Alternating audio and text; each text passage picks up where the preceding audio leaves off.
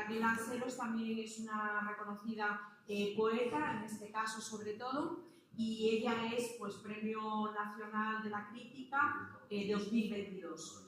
Nos acompaña hoy no solo para acercarnos a su obra, sino también para hacer una introducción a eso que llamamos democracia lectora. Nosotros desde el Festival 5 Noches, 5 Villas queremos llevar en el ADN precisamente ese acercamiento de la cultura a los pueblos. Creemos que se puede leer en cualquier sitio, creemos que la cultura es un derecho y tenemos que buscar estos lugares de encuentro que permitan esa accesibilidad. Entonces, estos pequeños espacios que estamos teniendo con autores como Juan Manuel esta mañana, Juan Manuel de Prada, luego Pilar Adón y Raquel Lanceros, pues completan este espacio de reflexión, de encuentro con los autores y su obra. Y luego quiero recordaros que acto seguido, cuando termine Raquel, continuando con nuestro maratón literario, tendremos en la biblioteca una mesa redonda donde trataremos de acercar esa literatura, bueno, más que acercar, hacer reflexiones y conexiones, hablar sobre las conexiones de la literatura y el cine. ¿De acuerdo? Lo digo para que vayáis planificando vuestra tarde. Y por la noche recordaros a las 10 la gala de nuevo. Así que cuando quieras, Raquel, importante, no os olvidéis que también Raquel ha traído libros para esa firma con los lectores. ¿De acuerdo? Gracias, Raquel. Gracias, Belén. Gracias a ti. Muy buenas tardes. Sí, ya de por sí cada acto poético en el que la gente se arremolina alrededor de los versos es un prodigio. Lo de esta tarde ya roza en lo milagroso. Entonces, lo primero que quiero hacer muy sinceramente es agradecer la presencia de los que habéis decidido acompañarme en esta especie de maratón literaria de alta intensidad que estamos viviendo en SOS del Rey Católico. Y como las consignas que me ha dado Belén son unos 20 minutos de alocución, 10 minutos de posibles intervenciones y o recitado y 15 de firma, espero plegarme lo máximo posible, a pesar de que no llevo reloj y pido disculpas. Pues cuando voy a intentar que el reloj cronológico que a todos nos asiste, el reloj biológico que a todos nos asiste en lo cronológico me ayude. Democracia lectora es un título muy sugestivo para una reflexión alrededor de la poesía. A mí siempre me gusta comenzar analizando etimológicamente las palabras, porque todos sabemos que las palabras dan o pueden dar lugar a malentendidos que son meramente terminológicos, y no quisiera incurrir en eso. Por lo tanto, cuando hablamos de democracia, y si hay una palabra desde luego gastada, donde las haya, esa es la palabra democracia, y más en estos tiempos, tenemos que remontarnos a su significado primigenio, en este caso evidentemente griego, como todos sabemos, que es el poder del pueblo, que suena muy fácil teóricamente, pero después en la práctica no lo es tanto. ¿Cómo podemos trasladar eso del poder del pueblo a la literatura y más a la poesía, que todos sabemos que desde hace algún tiempo, y tiene todo esto razones históricas, y nos podemos remontar al siglo de oro donde esto no pasaba, hay un cierto alejamiento, digamos, del gusto popular desde el punto de vista masivo a lo que se entiende como poesía, que es uno de esos términos también que de todas formas nadie sabe definir del todo y sobre el que cada persona tiene una especie de aproximación personal. El caso es que democracia lectora en este caso viene avalado el título por el hecho de que estamos en un pueblo de lo que se ha dado en acuñar como la España vacía, y otros la llaman la España vaciada, y estos son términos que están muy ideologizados, sobre todo el segundo. Y ahí, en estos pueblos tan alejados de las concentraciones urbanas, no olvidemos que España es un país demográficamente muy peculiar, porque estamos muy poco poblados desde el punto de vista de los habitantes por kilómetro cuadrado. Somos un poquito más de 500.000 de kilómetros cuadrados y somos un poquito más de 47 millones de habitantes. Tenemos en algunos lugares, por ejemplo, esta zona de Zaragoza, la vecina Soria, Teruel, Castilla y León, que esta mañana hablaba Juan Manuel, o le preguntaron después sobre si era zamorano. Tenemos una densidad demográfica en algunos lugares inferior a la de Laponia. Esto para hacernos una idea de lo que supone la despoblación de este país, que además se remonta a tiempos muy antiguos. De hecho, von Bismarck llegó a decir de España, es una cita muy curiosa, que habría sido un país destinado a la conquista permanente del mundo si no fuera su fragilidad demográfica. Y esto lo dijo von Bismarck, que, bueno, como todos sabemos, Centro Europa en ese sentido de la población por metro cuadrado nos lleva mucha ventaja. Y nos lleva ventaja también en el hecho de que la población está menos agrupada en ciudades.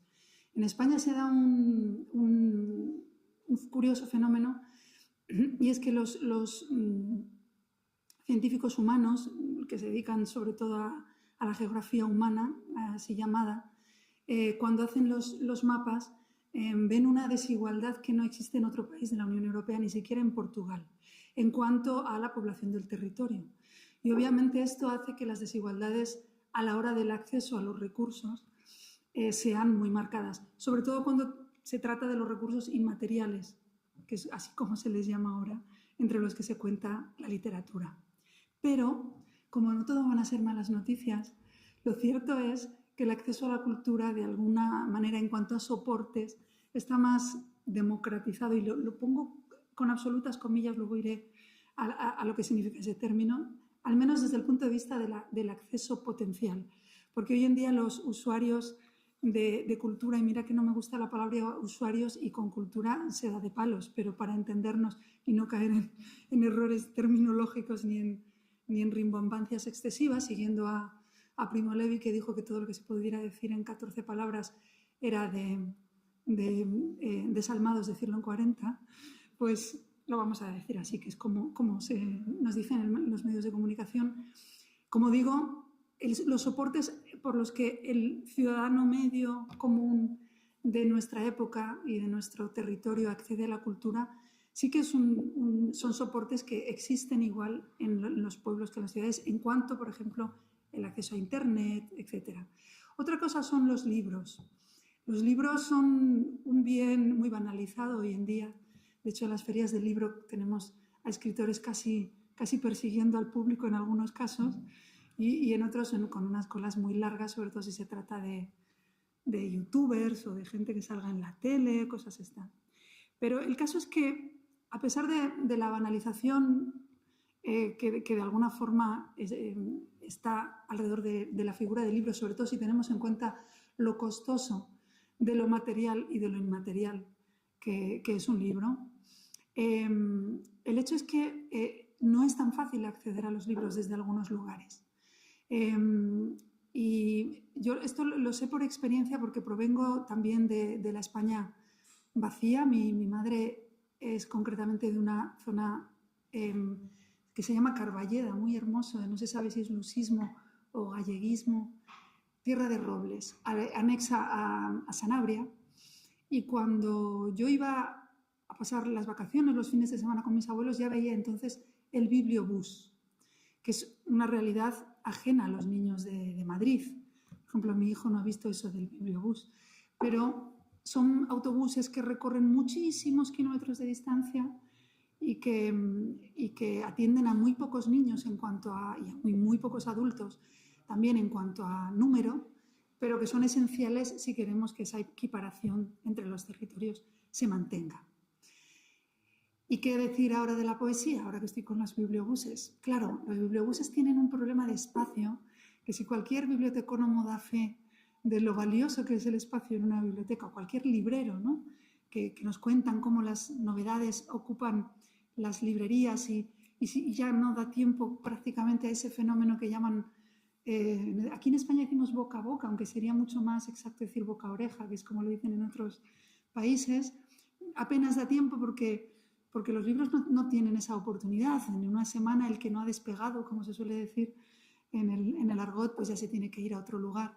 Pues imagínense en un bibliobús que cada centímetro cuadrado es oro, y tienen que decidir desde instituciones, en muchos casos públicas, porque evidentemente esto no es, en este caso no es un negocio, no da dinero, es muy costoso llevar los libros a todos los habitantes en un país en ese sentido tan, como hemos dicho, tan cuya población está tan mal repartida, tienen que decidir qué ponen en esos bibliobuses. Y me gustaría contar algo que es anecdótico, pero que ilustra muy bien esa lucha y de alguna forma es una especie de realidad paralela, ¿no? Como hay alguien que tiene que estar decidiendo en las diputaciones normalmente qué tipo de libros van en esos bibliobuses, que en muchos casos no alcanzan a tener novedades y se nutren de clásicos o de clásicos contemporáneos, que parece un oxímoron, pero también se utiliza, hoy estoy utilizando mucho el lenguaje del comunicativo, entre comillas, que es todo lo contrario del lenguaje poético, pero después voy a desembocar en la poesía, así que ya me excuso por adelantado.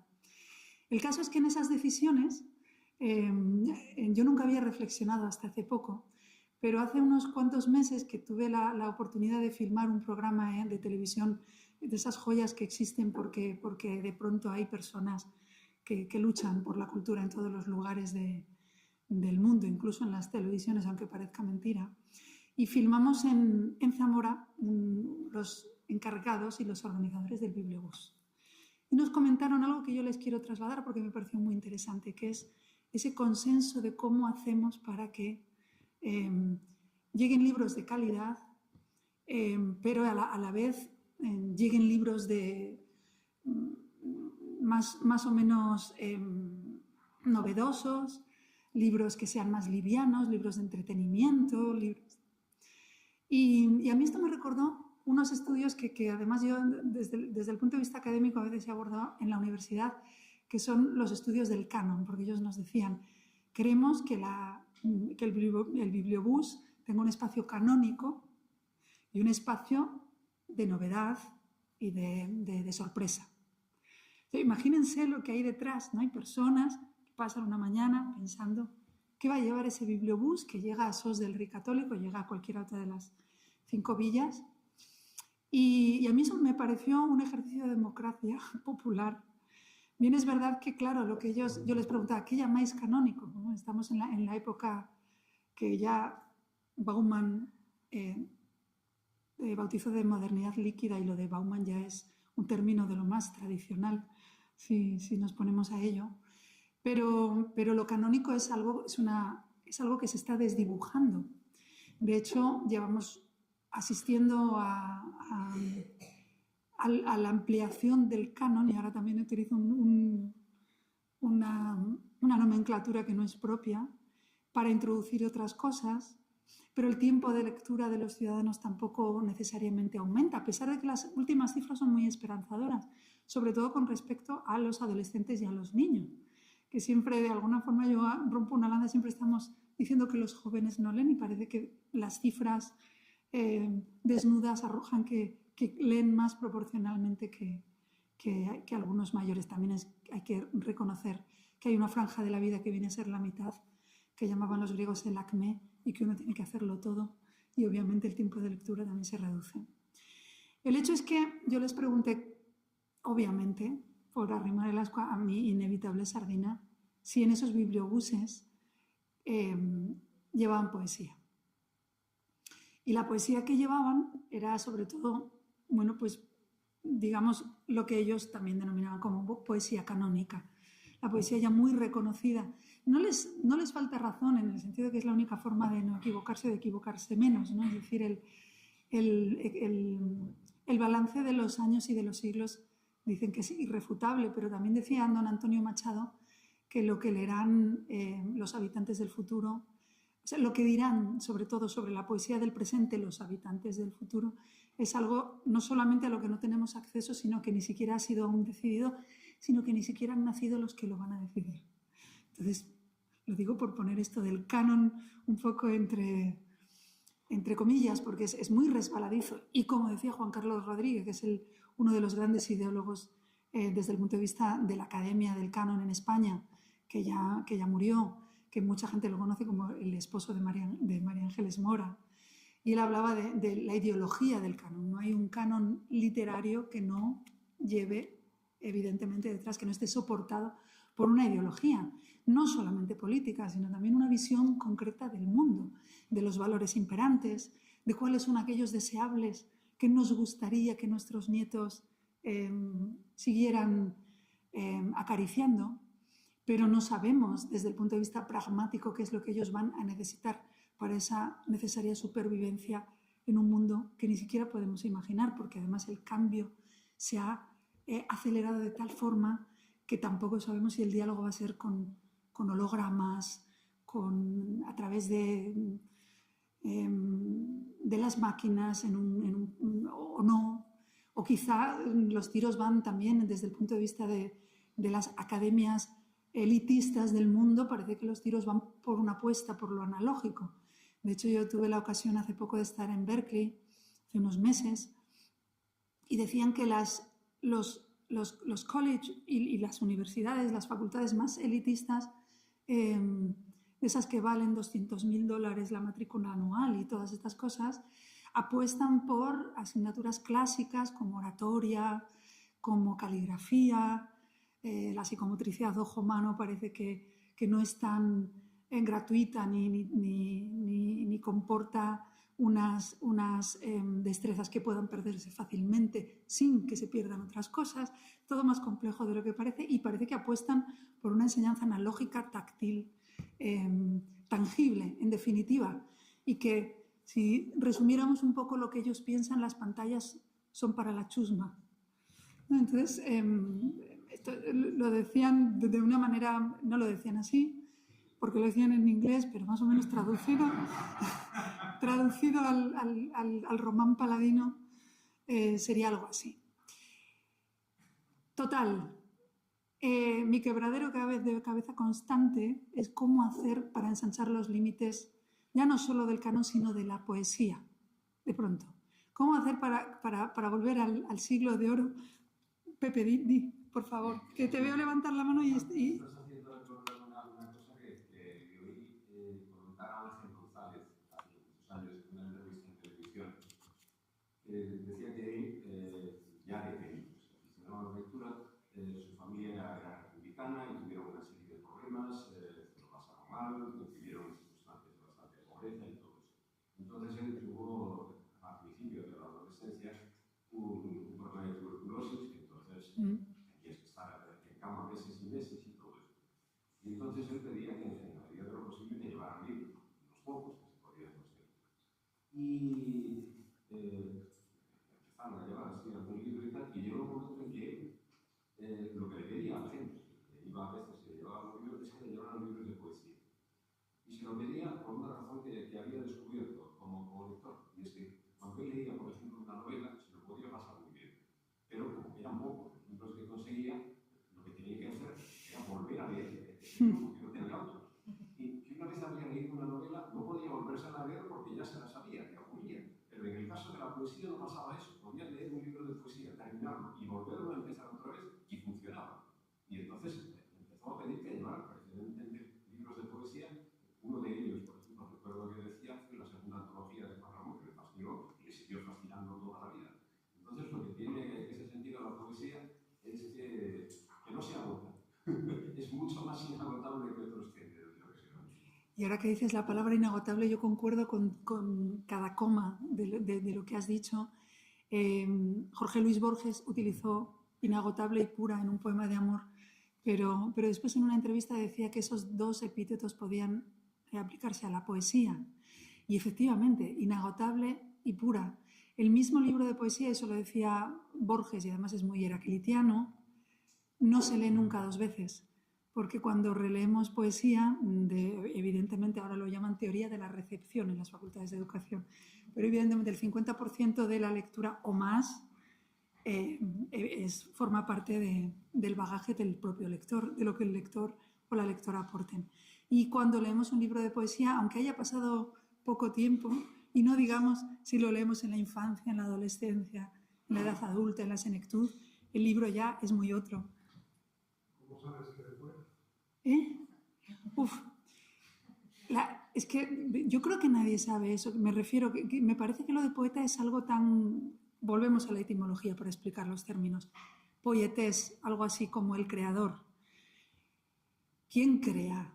y quién recrea, y quién plagia, y quién inventa, y quién hace un estofado con múltiples, me refiero, lo de poeta obligatoriamente es algo que lo tienen que decir los demás. ¿Te has dicho alguna vez que no entiendes lo que ves? O sea, ¿no entiendes lo que escribes? A mí me empezaron a decir, fíjate, sí, lo de no entiendo la poesía, y eso es, digamos, uno de los grandes prejuicios de la actualidad hacia la poesía, y yo de eso soy muy consciente. Pero ya que estamos en petit comité y casi en familia, a mí me han pasado cosas más graves todavía.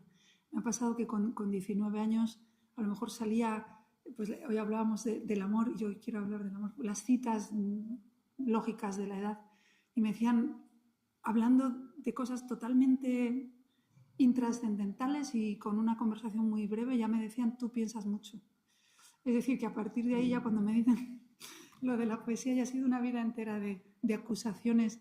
Mi padre decía que en la época franquista se llamaba al pensar la nefasta manía, ¿no?, de pensar.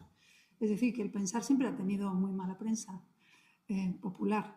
Pero yo también quería hablar de la segunda parte. Yo creo que ya he agotado los 20 minutos y todavía no he leído el párrafo que tengo que leer.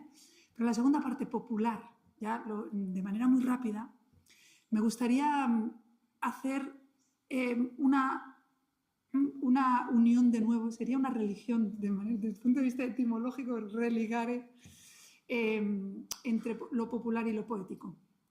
La palabra popular, desde el punto de vista poético, hoy en día, porque ya os digo que toda discusión es terminológica, está teñida de un cierto clasismo, ¿no? Bueno, lo popular son los romancillos, todo lo que se hace como mucho en octosílabos, los versos de arte menor.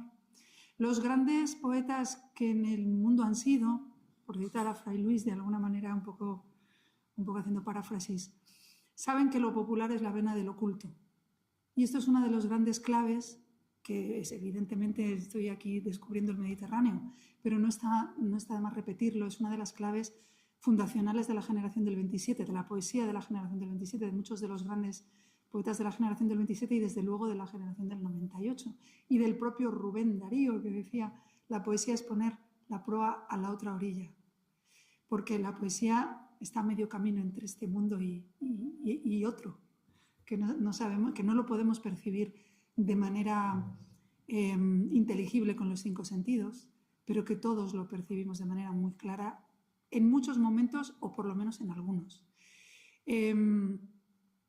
Y en esa unión de lo popular y lo oculto, que tantos frutos ha dado a través de los poetas, como digo, de esa edad de plata, que generó todo lo que tuvo que ver también con la institución libre de enseñanza y con una enseñanza de la poesía mucho menos alejada de esas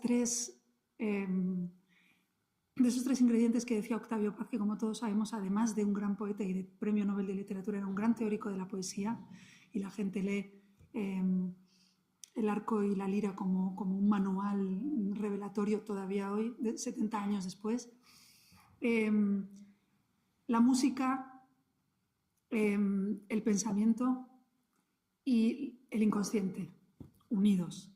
Y eso tiene mucho que ver con lo popular. De hecho, el lenguaje se genera siempre en lo popular. El lenguaje no es una realidad que se pueda generar de arriba a abajo, aunque pueda haber, a lo largo de la historia, habido los cultismos del siglo XVII porque se necesitaban más. En fin, todos estos fenómenos lingüísticos, pero la vena lingüística es profundamente popular, es decir, profundamente democrática, porque el lenguaje no pertenece a nadie y nos pertenece a todos, al menos durante una temporada. Después aquí lo tenemos que legar.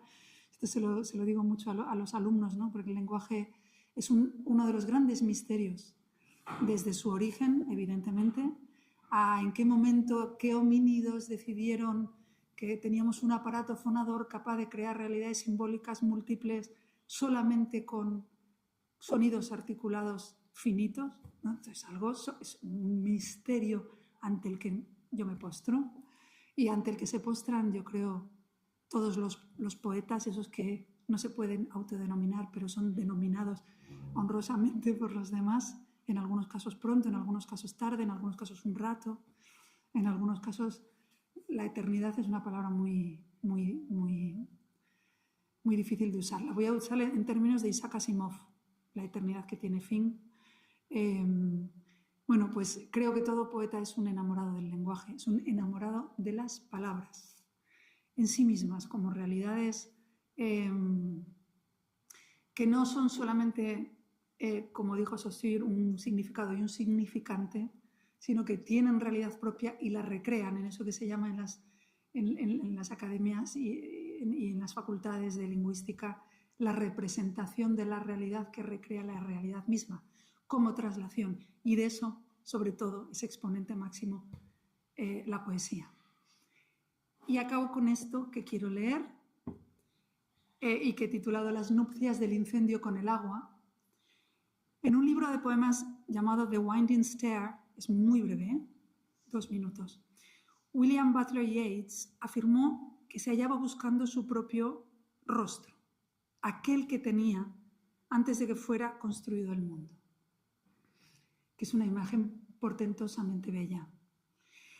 Y no en vano Jorge Luis Borges, y lo vuelvo a citar, cuando escribió un cuento que a mí me parece prodigioso, Biografía de Tadeo Isidoro Cruz, lo encabezó precisamente con esta cita de Yeats. En este mencionado cuento, el escritor argentino relata que cualquier destino, por largo y complicado que sea, consta en realidad de un solo momento, relacionado con el acmé griego, por el cual todo el despliegue energético de una vida vale para un momento, que Borges definía como el momento en que el hombre, y yo añado la mujer, porque Borges todavía no había conocido el lenguaje inclusivo, antropos, vamos a decirlo, ¿no? O sea, andros y gines, el momento en el que el ser humano sabe para siempre quién es, o cree saberlo. Y a partir de ese momento se crea una frontera entre el antes y el después en esta vida, según Borges y según Yeats. Dicen que Alejandro de Macedonia, que ahora está tan de moda, es el gran héroe, y desde luego el gran héroe de la civilización occidental, vio reflejado su futuro de hierro en la fabulosa historia de Aquiles. Fíjense que Aquiles optó por la inmortalidad, por la vida de la fama, después que tanto hablaban en la Edad Media, antes que por un jardín epicúreo cargado de placer que le prometía a su madre, que era la diosa Tasi, el semidios era él. Y Carlos XII de Suecia vio en la del propio Alejandro. En el caso de nuestro heroico, y ya termino, Tadeo Isidoro Cruz borgiano, ese momento supremo se dio la lúcida noche fundamental en la que por fin vio su cara y que oyó su verdadero nombre y por tanto arrojó su kepis militar, gritó que no iba a consentir el delito de que se matara a un valiente y se puso a pelear contra los soldados minutos antes de sus propios compañeros, junto a ese maravilloso desertor en el que todos queremos convertirnos, que se llama Martín Fierro. Y desde luego, la poesía, como proceso de indagación personal y colectiva, porque yo sí creo en ese demiurgo que habla por boca de alguien, pero que es la propia humanidad en muchos casos, como crisolizando el saber colectivo.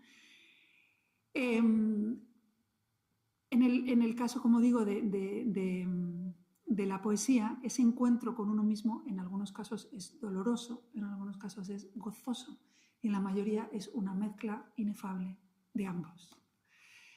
Pero ningún pueblo del mundo, yo me traía aquí muchos folios porque los 45 minutos, pero ya, en fin, nada peor que alargarse más de lo protocolizado. En una cosa sí que hay quórum, y mira que en poesía se pueden afirmar muy pocas cosas de manera global, porque todo es verdad y mentira, según cómo se mire. Hay una cosa que es cierta: no hay ningún pueblo en el mundo cuya tradición literaria no empiece en la oralidad y no empiece en la poesía, sea por fines meramente pragmáticos, como que tiene unas propiedades mnemotécnicas muy importantes para la supervivencia de la tribu cuando todavía no estaba inventada la escritura, o sea por cuestiones de orden mucho más espiritual. El caso es que la poesía es el inicio de toda orden civilizatoria sobre este planeta. Y yo creo, ahora que están diciendo, y con esto termino, que están diciendo que Homo sapiens sapiens, que nos lo doblaron allá por los años 60, ya nos queda demasiado grande y hay toda una corriente que aboga por la supresión de este adjetivo que dicen que no nos conviene. Yo propongo que nos llamen, si han de quitar el sapiens porque así les parece, que nos llamen poeticus. Homo poeticus, porque sin la poesía seguro que no podemos vivir o no podemos bien vivir, como decía Unamuno. Muchísimas gracias.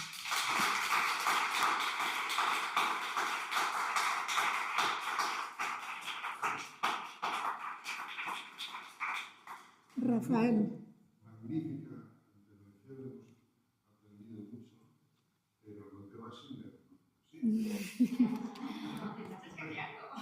Por favor. Vengo, aquí sí que me siento un adolescente, vengo con mi libro, que tiene 2 semanitas y todavía no comprende lo que ve. No es que yo lo comprenda mucho, porque de verdad que con los años se va comprendiendo, yo creo que cada vez menos, es curioso. Las certezas de los 14 años para mí las quisiera. Pero el caso es que este es un libro que se titula El sol y las otras estrellas, que la única entrevista que no me ha dado tiempo a más radiofónica que me dijo una chica muy bien intencionada, y yo doy fe que los periodistas tienen muy poco tiempo para la reflexión y que ya se están ocupando del siguiente asunto, y desde luego los tiempos son muy crueles en el periodismo. Me dijo, el sol y las otras estrellas suena así como un poco como ñoño, ¿no? Como las rosas, la primavera. Y yo digo, bueno, sinceramente te entiendo porque es cierto, pero en este caso es el último verso de la Divina Comedia.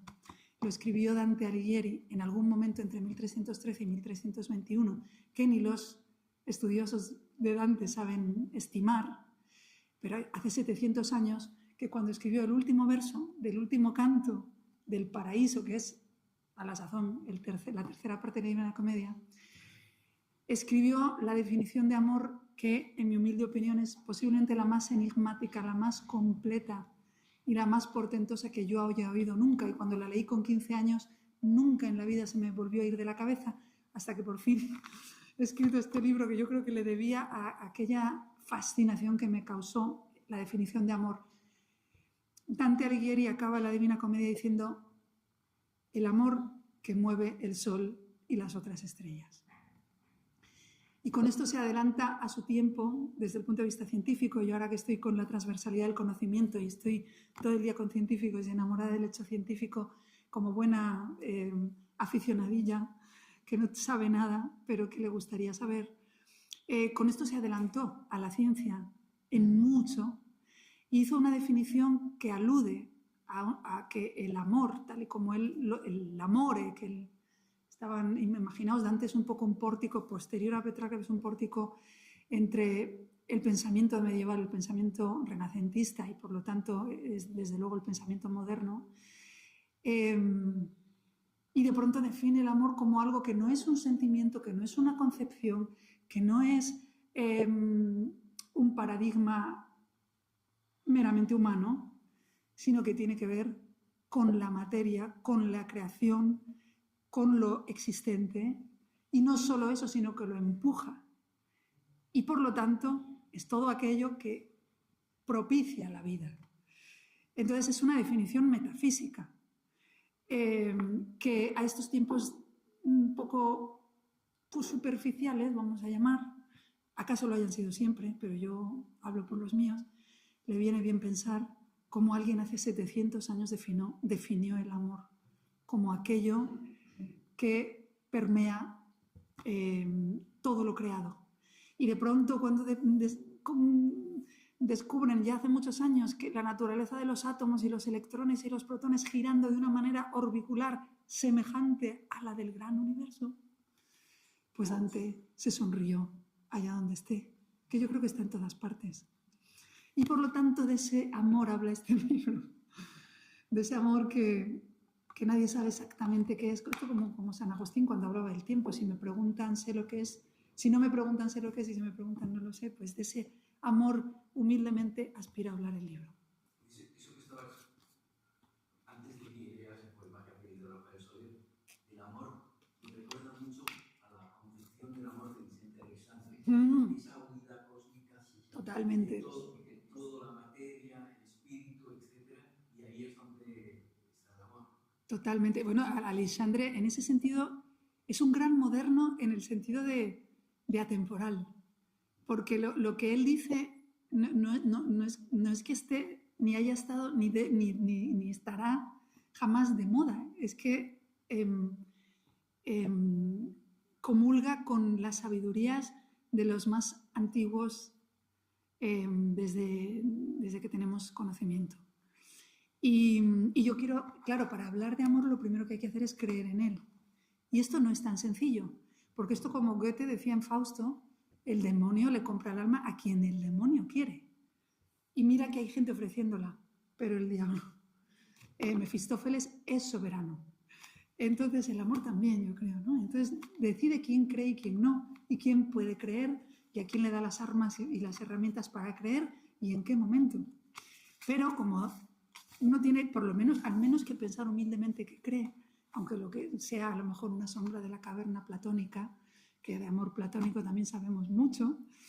El caso es que el pórtico de entrada al libro es un poema muy breve, que ya no quiero yo robar más tiempo, que el tiempo vale siempre mucho, pero un día como hoy no digamos, se titula Oda a la creencia.